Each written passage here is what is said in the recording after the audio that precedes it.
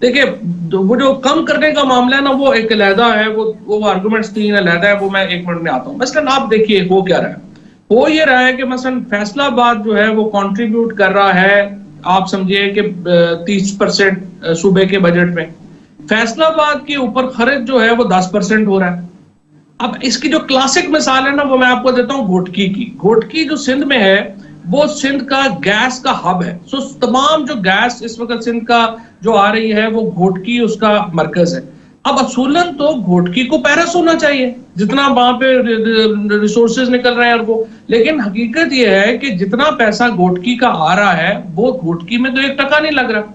इसी तरीके से जो हमारे अपने सूबे हैं, मेरा जो झेलम है, हमें हमारा हिस्सा, हम 300 अरब रुपया कंट्रीब्यूट करते हैं, हमें टका नहीं दे रहे। और इसी तरीके से जो बाकी हमारे इजला है, जो आप छोटे इजला है, उनको उनका हिस्सा नहीं मिल रहा। तो मेरा पॉइंट ये है, और आर्टिकल 140A जो है ये कहता है कि provincial government shell devolve political, administrative and financial authority to districts, जो इस वक्त नहीं कर रहे हैं, और ये कॉन्स्टिट्यूशनल वायलेशन है। आप प्राइम मिनिस्टर साहब की बिल्कुल बात जो है वो सही है, इसलिए इसके ऊपर बातचीत होनी चाहिए। अब सेकंड आइए कि दूसरी डिबेट क्या है। दूसरी डिबेट ये है कि देखें जो कर्जे हैं इस वक्त, एक तो मोइज जरा एक और फिगर जरा अपने सामने रखिए। टोटल आमदनी जो इस वक्त फेडरल गवर्नमेंट की या पाकिस्तान की है, वो है 8,000 अरब रुपए। उसमें से 3,2200 अरब रुपया आप दे देते हैं कर्जों की वापसी में, 3,000 अरब रुपया आपका चला जाता है सूबों को, 1,800 अरब रुपया आप डिफेंस को। तो आप जब फेडरल गवर्नमेंट के एक्सपेंसेस निकाल के बजट शुरू करते हैं, तो आप -600 अरब रुपए से फेडरल गवर्नमेंट का बजट शुरू होता है। यानी सारा पाकिस्तान का जो बजट है, उसमें आपने ये तय करना है कि कर्जा कितना लेना है आगे चलने के लिए, और कोई बजट ही नहीं है।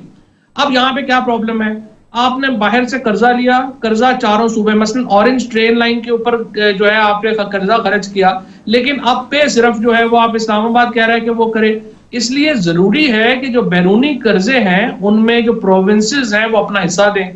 इसी तरह से जो मेगा प्रोजेक्ट्स हैं उनमें जरूरी है, द्यामेर भाषा डैम बन रहा है, सारे सूबों को उसका फायदा होगा, सूबों को उसमें हिस्सा डालना चाहिए।